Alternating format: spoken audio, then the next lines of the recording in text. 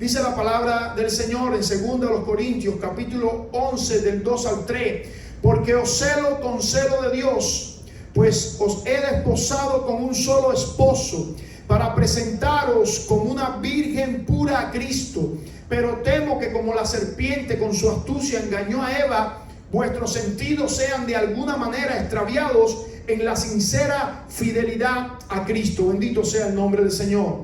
En el Antiguo Testamento la palabra pacto aparece 255 veces. En el Nuevo Testamento aparece 31 veces. Y en total 286 veces aparece la palabra pacto. Sin duda, nuestro Dios es un Dios de pacto. Pacto en hebreo es berit. El significado original de esta palabra es probablemente encadenar, atar, obligar. Bendito sea el nombre del Señor. Por tanto, cuando hacemos un pacto, estamos atados a alguien. En griego es diaketes, que es el significado sería voluntad, testamento, disponer de lo que uno le pertenece, un acuerdo hecho por una de las partes con toda autoridad que la otra podía aceptar o rechazar, pero no alterar. Básicamente denota un acuerdo, convenio, alianza entre dos partes que se componen mutuamente y se respetan lo estipulado. Si unimos los dos conceptos, el del hebreo y el del griego, tenemos que un pacto sería una alianza hecha entre dos personas por voluntad propia, al cual se está atado en el cumplimiento de su obligación. Dios se ha revelado como un Dios de pacto, no un Dios de contrato. Él es un Dios de pacto. Su nombre indica que Él es un Dios de pacto. Vamos a ver algunas diferencias entre contrato y pacto. Los contratos tienen que ver con las cosas, los pactos tienen que ver con las personas. Los contratos contratan servicio, los pactos envuelven personas. Los contratos es por un periodo de tiempo, los pactos son para toda la vida. Los contratos pueden ser rotos, los pactos no pueden ser rotos. Como la misma palabra enseña, estamos atados en el cumplimiento de Él. Los contratos tienen a otras personas por testigo, los pactos tienen a Dios por testigo. Bendito sea el nombre del Señor. Un contrato mantiene las cosas por separado, un pacto mantiene las cosas en común, nos pertenecen a ambas partes. Ahora, queremos entrar a analizar por qué Dios es un Dios de pacto. En toda la revelación bíblica encontramos varios pactos que Dios hizo. El pacto edénico, que es un pacto condicional. El primer pacto con el hombre, Dios le dio lo necesario para vivir y comer, lo mandó a llenar la tierra, a sojuzgarla, y le prohibió comer del árbol del bien y del mal. El segundo pacto, el pacto adámico, es un pacto incondicional en el que Dios declara al hombre cuál será su porción en la vida por su pecado. Se detalla el lugar de la mujer, se declara la serpiente maldita y se da la promesa de un nuevo redentor o de un redentor. El pacto con Noé, donde Dios le dice a Noé que nunca más destruirá la tierra por medio de un diluvio. El pacto con Abraham, donde Dios le dice que va a multiplicar su descendencia terrenal, que va a multiplicar su descendencia espiritual y que va a conquistar la tierra. El pacto con Israel, un pacto condicional. Dios le dijo en el monte Sinaí que serían bendecidos si cumplían los mandamientos y lo que Dios estaba exigiendo. El pacto palestino, un pacto condicional también. Dios promete una tierra para que la hereden, para que prosperen. El pacto con los levitas, un pacto incondicional. Este pacto lo hizo Dios con fines para darle a él y a su descendencia un sacerdocio perpetuo. El pacto con David, pacto incondicional también. Le promete un trono eterno por toda la eternidad y una posteridad que lo va a suceder. Y el nuevo pacto es un pacto que Dios hizo con Israel, donde al Israel endurecer su corazón, ahora entra la iglesia. Un nuevo pacto fue dado para Israel, pero al endurecer sus corazones, los gentiles pueden gustar de este pacto también. Por tanto, todos los que han creído en el nombre de Jesús, lo han coronado como Señor y Salvador, entran en el nuevo pacto que en algún momento fue dado para Israel. Entra un pueblo nuevo que era un misterio en el Antiguo Testamento que se llamaba la iglesia. Por tanto, toca al que está a tu lado y dile: tú y yo estamos bajo un pacto con Dios. Y ese pacto es el nuevo pacto. Bendito sea el nombre del Señor. Ahora, podemos ilustrar, o la Biblia ilustra este pacto bajo una relación, y es la relación marital. Cuando usted lee la palabra del Señor, Dios en muchas ocasiones usa el símbolo del matrimonio para hacernos entender que el nuevo pacto que Él tiene con la iglesia es como el pacto que hacen los matrimonios a la hora de jurarse fidelidad. Por eso el texto que acabamos de leer dice que Pablo nos había desposado con Cristo como una esposa santa para Él, y Él teme que la serpiente, Satanás, con su astucia engañe nuestro sentido para que nosotros no seamos fieles al pacto que Dios ha establecido con nosotros, el nuevo pacto. Déjeme ponerle un poco gráficamente cómo sucedían los matrimonios judíos para que nosotros podamos entender la perspectiva de un pacto y cómo la iglesia debe comportarse. Los matrimonios orientales no funcionaban como los matrimonios occidentales, sino que funcionaban de esta manera. Cuando un joven le gustaba a una muchacha, hacía lo siguiente: iba a casa de la muchacha con un dote, con un regalo. Le daba a la muchacha un regalo importante, un dote importante. Esta dote, él compraba a la muchacha por medio de esta dote, y esta dote era la primicia de lo que ella iba a disfrutar dentro del matrimonio. Él estaba diciendo: yo te doy este regalo, pero esto solamente se convierte en las primicias de lo que tú vas a disfrutar cuando tú estés conmigo, cuando tú y yo seamos marido y mujer. Este muchacho también iba acompañado de su padre, el cual llevaba un contrato en su mano. Ambos padres, de la novia y el del novio, tenían que firmar ese contrato, porque desde el noviazgo ya había un contrato, había un compromiso, había una relación que estaba bajo la ley. Ellos mataban, los padres de la novia, el padre del novio, mataban ambos un cordero y tomaban la sangre del cordero cada uno y la ponían bajo el contrato, bajo el pacto que estaban haciendo, y dice que firmaban y quedaba sellado ese noviazgo bajo un pacto. Y lo otro que hacía era que el novio llevaba un odre de vino, un recipiente de vino, y cuando la novia salía después del padre firmar el pacto, si la novia daba la aprobación de que ese muchacho le agradaba y quería comprometer su vida con él, entonces la novia tomaba una copa de vino y al beberla estaba indicando que tenía un compromiso, que tenía un pacto con ese hombre. Cuando para el padre y la novia todo estaba bien, se tocaba una trompeta que se llamaba la primera trompeta, o la trompeta inicial, anunciando el compromiso que había ocurrido. El novio se iba para la casa del padre. A diferencia de los noviazgos occidentales, el novio en el noviazgo oriental se iba para la casa del padre y no veía más la novia, sino que él empezaba a construir una morada, a construir una vivienda donde ellos podían vivir cuando este pacto fuera consumado y se unieran en la santa institución del matrimonio. La novia quedaba en su casa realizando una triple acción. Número uno, ella quedaba arreglando ella misma el vestido de novia, que sería de lino blanco, fino, resplandeciente, y lo guardaba en un baúl que se llamaba el baúl de la esperanza. Quedaba haciendo una segunda cosa, quedaba reformando su carácter. Ahora ella iba a entrar en una unión de pacto, en una unión marital, y ella necesitaba aprender artes, aprender oficios que le era necesario para el matrimonio. Su madre le enseñaba a cocinar, le enseñaba a coser, le enseñaba todas las cosas que le iba a servir para el matrimonio.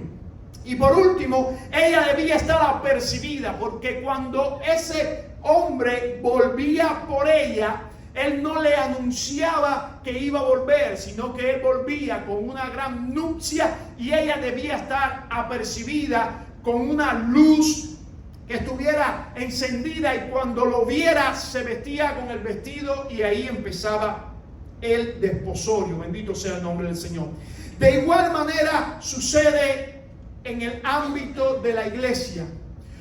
El Señor ha venido, ha muerto, ha resucitado y nos ha desposado para con Él. El Señor nos ha hecho un compromiso con Él. Nos ha dado una dote, y esa dote es las arras del Espíritu. Las arras es la primera parte de lo que vamos a tener en el cielo. Esa manifestación gloriosa que usted siente como iglesia de la presencia poderosa del Espíritu Santo de Dios, del Paracleto, del Consolador, del Espíritu de Dios que está llamado a estar al lado de usted. Y dice Juan también que dentro de usted, para que le ayude a todas las cosas, es las primicias de lo que vamos a tener en el cielo. Cuando entremos a las moradas celestiales vamos a tener la plenitud de la presencia del Espíritu Santo y nos gozaremos con Él. La evidencia de que tenemos un pacto es que las primicias del Espíritu Santo de Dios moran en nuestra mente y en nuestro corazón y nos ayuda. Bendito sea el nombre del Señor. Eso es una de las cosas más preciosas que podemos tener bajo esta relación de pacto que tenemos. Lo segundo es que el Señor dice en Colosenses que tomó el acta de los decretos que nos era contraria y que estaba contra nosotros, y dice que la rompió y la clavó en la cruz del Calvario, y con su sangre ha hecho un nuevo pacto, una nueva relación para con la iglesia. Ya no hay un acta que nos denuncie delante de Dios que dice que somos pecadores, sino que ahora todo lo que hemos creído en el sacrificio expiatorio de Jesús en la cruz del Calvario, entramos bajo una relación de pacto que dice que tú y yo somos justificados por medio de Jesús y aceptado delante de Dios. Él ha llevado, Él ha perdonado, Él ha expiado, Él ha regenerado nuestras vidas para que tú y yo tengamos una buena relación con Él. Y por tercero, cada vez que tú y yo tomamos la Santa Comunión, cada vez que tú y yo tomamos la copa, cada vez que tú y yo comemos el pan, estamos anunciando de una manera tremenda que tú y yo estamos diciéndole sí al compromiso que tenemos con Dios.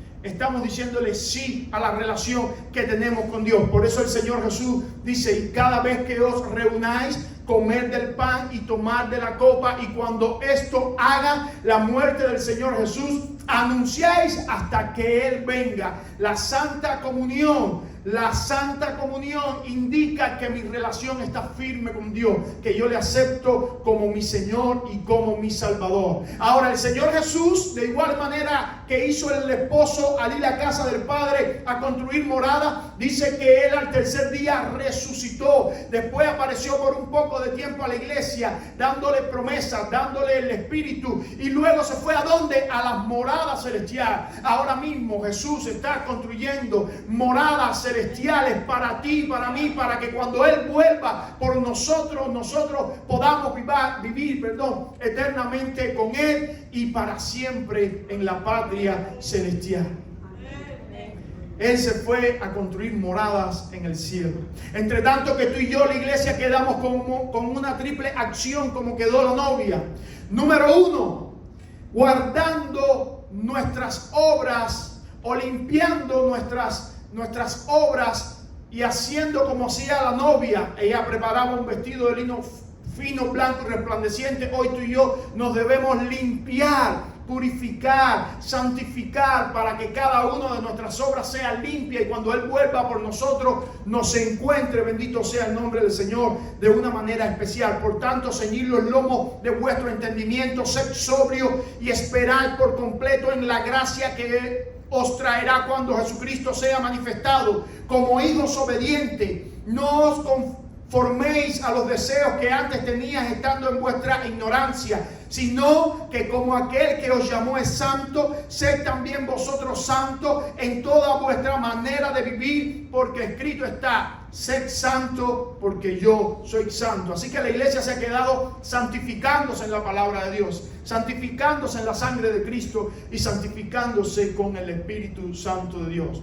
Lo segundo era que la novia, recuerden, se preparaba, se transformaba para aprender artes y oficios nuevos. La iglesia se ha quedado también transformándose a la imagen de Cristo. Por eso Romanos capítulo 12, verso 2 nos dice que no nos moldeemos a este siglo, sino que nos transformemos en la renovación de nuestro entendimiento para que podamos comprobar cuál es la buena voluntad de Dios, agradable y perfecta. Segunda de los Corintios capítulo 3 verso 18 dice que todos nosotros, mirando a cara descubierta la gloria del Señor, como en un espejo somos transformados de gloria en gloria a la misma imagen como por el Espíritu del Señor. La iglesia de Cristo en este lapso de tiempo antes que el novio venga tiene que ser transformada a la imagen de Cristo. Pastor, ¿por qué necesitamos esa transformación? Porque nadie que no sea como Cristo puede entrar en el cielo. Por eso cada día necesitamos transformarnos a la imagen de Cristo. Y por último, como esa novia quedaba con una lámpara prendida, estando vigilante, estando apercibida a que el novio volviera, tú y yo, la iglesia de Cristo, debemos estar apercibidos para entender cuáles son los tiempos y cuándo el Señor volverá.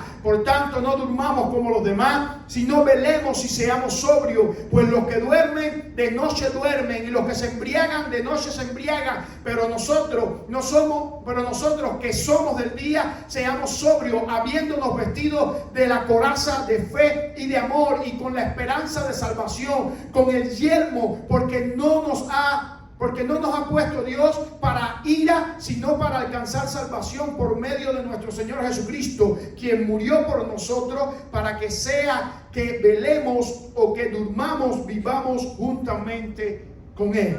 Por tanto, la iglesia de Jesús debe mantener una conciencia limpia, santa, y debe estar apercibida, entendiendo el pacto que ha hecho con su Señor. El matrimonio entraba en una segunda fase, y era la fase de la presentación. Cuando el padre le daba la autorización al novio, porque el novio no volvía por sí mismo al terminar su morada, sino que el padre decía: es tiempo, ya puedes casarte, ya estás listo, ya lo puedes enfrentar, ya puedes atender a tu esposa, ahora ve y búsquela. Cuando el padre le daba esa autorización al hijo, el hijo iba con una nupcia, bendito sea el nombre del Señor, a buscar a la novia, y se tocaba una segunda trompeta. Es la final trompeta del pacto que se había hecho entre este hombre y esta mujer. El novio traía consigo el contrato matrimonial que habían firmado con esos corderos que habían matado y había sido sellado con la sangre. Al llegar, el padre tomaba la mano de la novia, el novio tomaba la novia, la llevaba a casa de su padre, y cuando llevaba a la novia, el padre del novio tomaba la mano de la novia y la ponía sobre la mano del novio, y se declaraba oficialmente el matrimonio sellado, bendito sea el nombre del Señor. Y empezaba una gran fiesta, una gran celebración en casa del padre del novio. Esa celebración duraba 7 días, y entonces pasaba algo. La novia quitaba su velo. Hasta el momento del compromiso ella tenía un velo, ahora quitaba su velo, y empezaba en la casa del padre un gran júbilo, una gran alabanza. No por lo que la novia era en sí mismo, sino por la elección que había hecho el novio sobre la novia. Bendito sea el nombre del Señor. Y empezaba una gran festividad. Esta fiesta, como ya les decía, duraba 7 días. Bendito sea el nombre del Señor. De igual manera sucede en la relación de Cristo con su iglesia.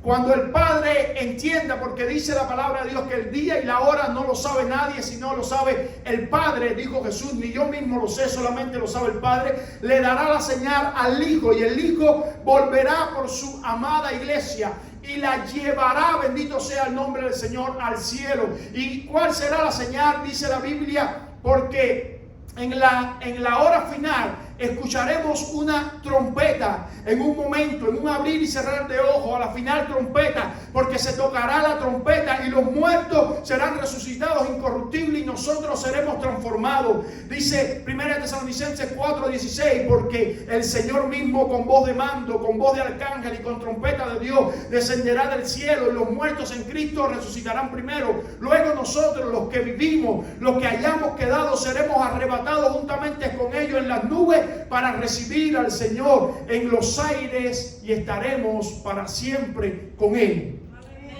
Así que el Señor vendrá por su amada iglesia, se la llevará al cielo y el Padre, bendito sea el nombre del Señor, dictará una unión eterna entre Cristo y la iglesia. Y empezará una atmósfera de alabanza y de adoración en el cielo, no por lo que la iglesia es en sí mismo, sino por lo que Cristo ha hecho por su iglesia. Antes que todo eso ocurra, va a ocurrir también el tribunal de Cristo, donde la iglesia será recompensada por su postura de espera en la tierra. En ese tribunal de Cristo, a la iglesia se le dará la corona incorruptible, que es para los que perseveran en el Señor, la corona de gozo, que es para los evangelistas, los que ganan almas para el Señor, la corona de justicia, que es para los que aman su venida, dicen Maranata, esperan que el Señor venga, la corona de gloria, que es para los que pastorean, los que atienden a los pobres, a los desvalidos, a los necesitados, y la corona de vida, que es para los que soportan la tentación y salen victoriosos en el nombre del Señor. Después de esto ocurre una gran festividad. Empiezan todo el cielo a alabar a Cristo por la elección que había hecho con su iglesia, cómo la había redimido, cómo la había restaurado. Y dice Apocalipsis, y cantaban un nuevo cántico diciendo: digno eres de tomar el libro y de abrir su sello, porque tú fuiste inmolado y con tu sangre nos has redimido para Dios de todo linaje y lengua y pueblo y nación, y nos has hecho para nuestro Dios reyes y sacerdotes, y reinaremos sobre toda la tierra. Y miré y oí la voz de muchos ángeles alrededor del trono y de los seres vivientes y de los ancianos, y su número era millones de millones, que decían a gran voz al Cordero que fue inmolado: es digno de tomar el poder, la riqueza, la sabiduría, la fortaleza, la honra, la gloria y la alabanza. Ahí está la alabanza a nuestro Señor Jesús, al esposo de la iglesia, por lo que ha logrado con su iglesia. Debemos estar apercibidos para cuando el Señor venga. Debemos estar vigilantes para cuando Dios venga. Bendito sea el nombre del Señor, porque dice Apocalipsis 22:20, Él dice: ciertamente vengo pronto y en breve. Bendito sea el nombre del Señor. Nuestro Dios viene pronto y en breve. El tercer paso de este matrimonio es la celebración. Después que terminan los 7 días de celebración en la casa del Padre, dice que vuelven de nuevo a casa de la novia. Mire cómo es el matrimonio judío, mucha celebración. Y dice que empieza una celebración en casa de la novia hasta el tiempo que el padre del novio pueda pagar. Bendito sea el nombre del Señor. Ocurre algo hermoso. Ellos celebran en casa del Padre por 7 días y después en casa de la novia. Así sucede con la iglesia de Cristo. Después de recibir las recompensas del tribunal de Cristo, estando los 7 años en el cielo. Recuerden que en ese periodo de 7 años está la tierra en gran tribulación, pero la iglesia de Cristo está en el cielo. Luego dice que volvemos con el Señor Jesús a la tierra a festejar la unión de Cristo con su iglesia, y es el evento escatológico que se conoce como el milenio. Vamos a estar alabando al Señor, glorificando al Señor aquí en la tierra, y es donde el Señor nos constituye reyes y sacerdotes, y vamos a juzgar toda la tierra junto con Él. La iglesia en ese tiempo será la esposa del Rey, de Jesús. El Israel salvo será el testigo del Rey, y los gentiles salvos en el Antiguo Testamento y en la gran tribulación serán los súbditos del Rey. En este tiempo la iglesia reinará sobre la tierra con Jesús y nos convertiremos en reyes y sacerdotes. Al conocer de estas inmensas bendiciones que Jesús nos ha regalado, mediante su muerte y resurrección, debemos cada día mantenernos fieles al pacto con nuestro Señor Jesús. Y por último viene la unión indisoluble. Cuando se termina la fiesta en casa de la novia, dice que van de nuevo a las moradas que el novio le había preparado a la novia. Cuando la novia ve todas esas moradas, entonces empieza a alabar y a glorificar, a agradecerle al novio todo el trabajo que él había hecho. Y empieza a funcionar una unión indisoluble, porque en el contexto judío no hay separación para un matrimonio. Bendito sea el nombre del Señor. La esposa enamorada agradece cada detalle que su esposo le hizo. De tal manera ocurre con la iglesia y Cristo. Después de vivir 1000 años en la tierra festejando, entonces se consuma la unión de Cristo con su iglesia. Cristo vuelve a tomar su iglesia y la lleva para un lugar, una ciudad que le ha preparado, llamada la Nueva Jerusalén, unos aposentos inigualables. No hay más dolor, no hay más angustia, no hay miedo. El león y el cordero se apacientan juntamente. Y cuando la iglesia llegue a la Nueva Jerusalén, dice que agradecerá toda la obra del Señor Jesús, dando una alabanza perpetua y una adoración perpetua, donde los ángeles mismos aprenderán de esa alabanza y esa adoración, porque ellos no pueden adorar redimidos. Los únicos que adoran con una intención de redención, con una intención de perdón, son los seres humanos que han sido redimidos para Dios. La pregunta es, ¿estamos listos para vivir eternamente con nuestro Señor? Dice Apocalipsis 22:17, y el espíritu y la esposa dicen ven, y el que oye diga ven, y el que tiene sed venga, y el que quiera tome del agua de la vida gratuitamente. Sin duda no podemos olvidar que el Señor Jesús nos ha desposado. Estamos bajo un pacto, no bajo un contrato. Los contratos, recuerden que decíamos que se rompen, los contratos se deshacen. No, estamos bajo un pacto con el Señor. No solo nos ha desposado, sino que hemos pactado con Él y que tenemos grandísimas promesas bajo ese pacto que hemos hecho con Él. Pero ahora en Cristo Jesús, vosotros que en otro tiempo estabais lejos, habéis sido hechos cercanos por la sangre de Cristo, porque Él es nuestra paz, que de ambos pueblos hizo uno, derribando la pared intermedia de separación, aboliendo en su carne las enemistades, la ley de los mandamientos expresados en ordenanza, para crear en sí mismo de dos un solo y nuevo hombre, haciendo la paz mediante la sangre, mediante la cruz, y reconciliar con Dios a ambos en un solo cuerpo, matando en ella las enemistades, y vino y anunció las buenas nuevas de paz a vosotros que estabais lejos y los que estaban cerca, porque por medio de Él los unos y los otros tenemos entrada por un mismo espíritu al Padre Celestial. Estamos entre el Pentecostés, aleluya. Estamos entre el Pentecostés y las trompetas. Debemos mantener una actitud de santidad, esperanza y fidelidad a nuestro Señor. Estamos entre el Pentecostés, cuando el Señor mandó el Espíritu Santo, y la fiesta de las trompetas, que es cuando sonará la trompeta en el final día y la iglesia será levantada con Cristo. Estamos en ese lapso de tiempo. Ahora debemos mantener en ese lapso de tiempo un pacto, una fidelidad que hemos declarado al pacto que hemos hecho con Dios. Así que como el toque del carnero despierta a los judíos y los insta a que examinen sus obras y recuerden a su Creador, así el toque de la trompeta del Señor nos despertará para que nos demos cuenta que el esposo ha venido. ¿Estamos preparados? ¿Estamos listos?